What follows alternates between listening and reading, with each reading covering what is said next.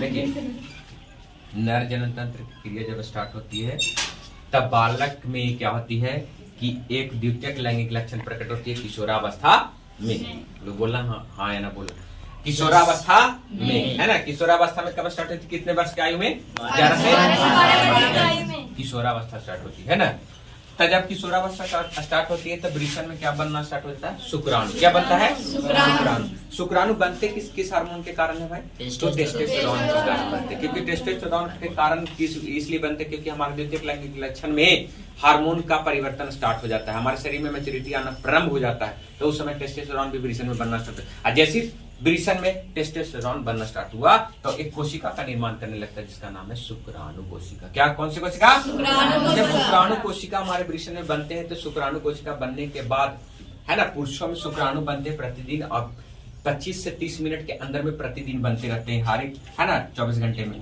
तो ये प्रतिदिन बना और कहाँ स्टोर हो गया? अधिवृषण में। यानी कि वृषण में बना तो शुक्राणु कहाँ संचित हो जाता है? अधिवृषण में। अधिवृषण में तब तक संचित रहता है तब जब तक कि वह शुक्राणु परिपक्व न हो जाए, यानी जनन योग न हो जाए, तब तक उसको बाहर नहीं निकालेंगे जनन क्रिया के समय। तो जब यह जो शुक्राणु है ये परिपक्व हो जाते हैं तो जब जनन क्रिया स्टार्ट होती है उस पुरुषों में, जब परिपक्वता काल आ जाती है, यानी कि जब 18 से 19 वर्ष की जब उम्र में जब बालक हो जाती है, यानी युवावस्था में आ जाती है, तो वो जनन करने योग्य बन जाते हैं। तो जब जनन क्रिया स्टार्ट होती है तब वह जो शुक्राणु है अधिवृषण से निकलने के बाद, है ना, किस नली के द्वारा? शुक्र वाहिका नली के द्वारा, है ना, धीरे धीरे क्या होती है? आगे की ओर बढ़ती है और आगे बढ़ने में इनको 2-3 तरह की ग्रंथियां मिल जाती है जिसका नाम है जनन ग्रंथि, है ना। जनन सहायक ग्रंथि सहायकता भी करती है, जो जनन क्रिया में हमारे प्रोटेक्ट करता है आगे बढ़िया, है ना, शुक्राणु को निकालने में, यानी बढ़िया शुक्राणु को बनाने में, वीर्य बनाने में। सीधे सीधे कहिएगा कि जब शुक्राणु है पूरी तरह से पूर्णतः रूप से सीमेन में बन जाता है, मैंने वीर्य में बदल जाता है, तो वो काम कौन करता है? हमारा शुक्राशय। शुक्राशय हमारा काम कैसे किया भाई? ये कोची किया जो हम लोग उसको शुक्राणु को वीर्य बना दिए। हाँ, तो सबसे बढ़िया क्वेश्चन है कि जैसे शुक्र वाहिका से, है ना, कौन पहुंचा? शुक्राणु कहाँ?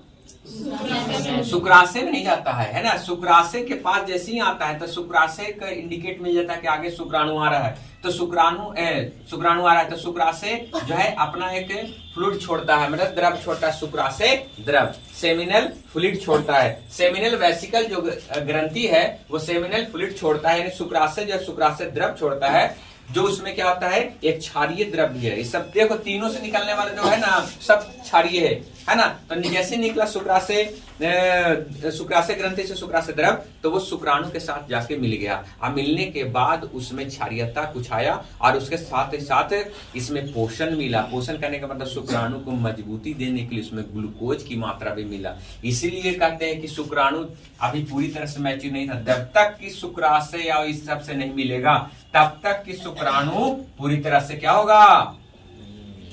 परिपक्व नहीं होगा। यानी शुक्राणु जब तक कि क्या नहीं बनेगा तब तक की फर्टिलाइजेशन की क्षमता नहीं आएगा, ना तो ये निकल जाएगा डायरेक्ट, तो मर जाएगा तुरंत। जैसे ही मादा की योनि में गया उसके बॉडी के जनन जो होती है, उसके जो रिप्रोडक्टिव सिस्टम में जो है मादा के, उनमें जो क्या होता है योनि में ही अम्लीयता पाई जाती है, उसको तुरंत मार देगा, इसको खत्म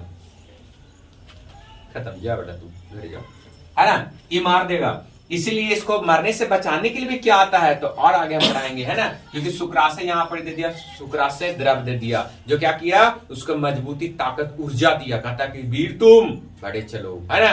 अब आगे गया शुक्राणु, आगे गया एनर्जी को लेके गया खूब बढ़िया से, है ना, और क्षारीय भी बन गया, एनर्जी भी आ गया। अब यहाँ पर पहुंचा प्रोस्टेट ग्लैंड पर, है ना, पुरस्थ ग्रंथि के पास जैसे ही हमारे शुक्राणु पहुंचे, यहाँ पर भी कहा कि बाबू, तो बोला हाँ, तो चला यहाँ पर भी छोड़ दिया, क्या? पुरस्थ द्रव छोड़ दिया। प्रोस्टेट ग्लैंड के से क्या निकला? प्रोस्टेट फ्लूइड निकला, जो ये भी कुछ क्षारीय था और इसको छोड़ दिया। कहता कि चलिए तो आप आए हैं तो आप भी मेरे से कुछ ले लीजिए ना, तो चलिए क्षारीय द्रव क्षारीय रूप में, तो फिर इसको दे ही दिया और इसको दे दिया क्या? इसको दे दिया, है ना, एक गंध युक्त पदार्थ दे दिया, यानी कि उसमें स्मेल आना स्टार्ट हो गया। वीर्य में जब वीर्य शरीर से निकलती है तो उसमें स्मेल भी आता है, तो वो स्मेल इसको दे दिया। कहता है कि हमारे से कुछ लेकर जाओ, तुम आ गया तो ऐसे खाली थोड़ी जाने देंगे, चलिए इसको स्मेल दे दिया। तो उसमें कुछ गंध आ गया, किसमें आ गया? शुक्राणु के साथ, यानी वीर्य जब बना था तो वीर्य में गंध भी आ गया। चलिए वीर्य में गंध आ गया, है ना, जो आगे चल के, है ना। और दूसरी बात किया एक और काम करता है, गंध तो देवे किया, क्षारीय द्रव तो देवे किया, पुरस्थ द्रव तो देवे किया, लेकिन साथ ही साथ कहता है कि अब एक प्रोस्टेटिक ग्लैंड जैसी है तो प्रोस्टेटिक ग्लैंड का काम था कि इसको कुछ न कुछ स्पर्म को दे देना, और दूसरी बात को यूरिनरी ब्लैडर जो है यानी मूत्राशय जो नली है, ये मूत्राशय से जो निकलने वाली नली है ये वाला, इसको क्लोज करता है, कहता है संकुचित कर है ना, उसको क्या करता है बंद करता है, कहता है कि अभी आप नहीं निकलिए, यानी मूत्र को निकलने से रोक देता है, कहता है कि अभी कौन आ रहा है वीर्य, तो इसको प्रोटेक्ट किया, इसको बंद कर दिया। अब बंद किया तो ये बंद, तो सीधे सीधे ये निकला, और ये जो है दो जोड़ी में ऐसे ऐसे पाए जाते हैं छोटी छोटी ग्रंथियां प्रोस्टेट ग्लैंड, और दो पिंड में अग्र और इधर पास मतलब साइड में आगे पीछे पिंड में पाए जाते हैं।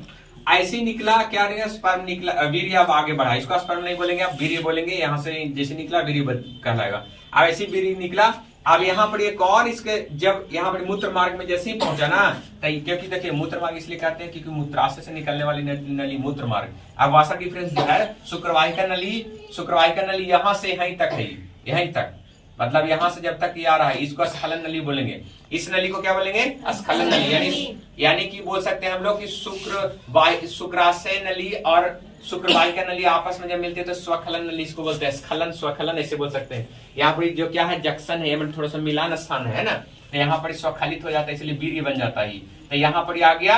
अब देखिए यहाँ पर अब यहाँ पर आया तो प्रोस्टेटिक ग्लैंड का काम हुआ।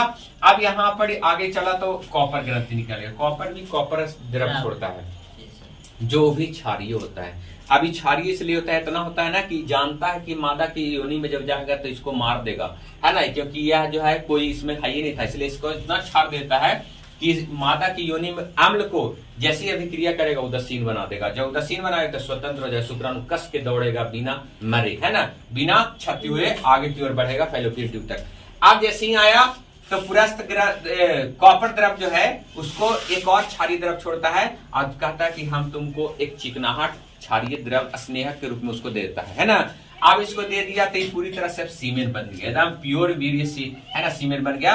और आगे धीरे धीरे जनन के समय है ना मूत्र मार्ग से होता हुआ शिश्न के माध्यम से मादा के योनि में शुक्राणु क्या हो जाएंगे, यानी वीर्य क्या हो जाएंगे, पहुंच जाएंगे, है ना। इस क्रिया को क्या बोलेंगे हम लोग, नर जनन तंत्र। ये हमारा ऐसे करके वर्ग किया है ना। इसकी लंबाई लगभग 25 सेंटीमीटर होती है, जो एक कुंडली यानी घुमावदार पट्टे के रूप में बन ऐसे दिखे ना, इधर से निकला इधर ही आ गया, मतलब घुमावदार इसको बोल सकते हैं। 25 सेंटीमीटर की लंबाई यहाँ से यहाँ तक, तो ये आपको क्लियर हो गया।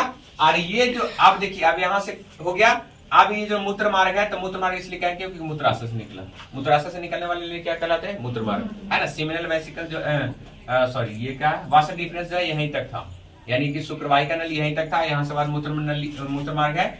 अब जो है मूत्र मार्ग जो है तो ये अब शिश्न के माध्यम से यही इसी को बोलते हैं बाह्य जनन इंद्रियां, यानी पुरुषों में बाहर से जो दिखने वाले जनन अंग है यही है बाह्य जनन। जब बच्चा जन्म लेता है तो हम लोग कैसे कहते हैं, मेरा घर में क्या हुआ, बेटा हुआ, तो उसको बाह्य जनन इंद्रियां को देखकर ही पता लगाया जाता है कि हमारे घर में बेटा हुआ, है ना, तो उसको बोलते हैं हम लोग शिश्न। शिश्न एक मोटी मांसल रचना संकुचित रूप है, जो हम ऐसे बताते हैं स्पॉन्जी उत्तकों की बनी होती है ना, जो क्या होती है कि जनन न हो तो ये नॉर्मल अवस्था में, यानी कि इसकी साइज कम होती है, और जैसी जनन अवस्था हो तो इसमें रक्त का स्राव, हमारे देखिए हमारे ब्रेन वहां पर काम करता है और पीयूष ग्रंथि प्रोटेक्ट करता है जीएनएच हार्मोन को, है ना, यानी ग्रोथ हार्मोन को प्रोटेक्ट करता है। जीएनएच हार्मोन है जो बहुत सारा हार्मोन को छोड़ता है, जैसे में एलएच हार्मोन है, ल्यूटिनाइजिंग हार्मोन जो हमारे युग्मक को बनाने में काम करता है, तो उसको जाके प्रोटेक्ट किया। जैसे हमारे सूचना मिला तो अब इसमें जो रक्त का प्रवाह तेज हो गया, जैसे तेज होगा तो शिश्न की लंबाई जो क्या होती है, दुगनी हो जाती है, और उसमें क्या होता है कि कठोरता उत्पन्न हो जाती है। और देखिए तो ये जनन के समय अब जब नॉर्मल है तो देखिएगा इसके ऊपर एक मोटी जो है रचना है, जो फूली हुई रचना में वो सेंसिटिविटी होती है ना, थोड़ा सा भी टच करने से क्या होता है, सेंसर का काम करता है, यानी कि ये मानव जनन तंत्र में सेंसर एक्टिविटी यानी कि उत्तेजना पैदा करता है जनन की, है ना।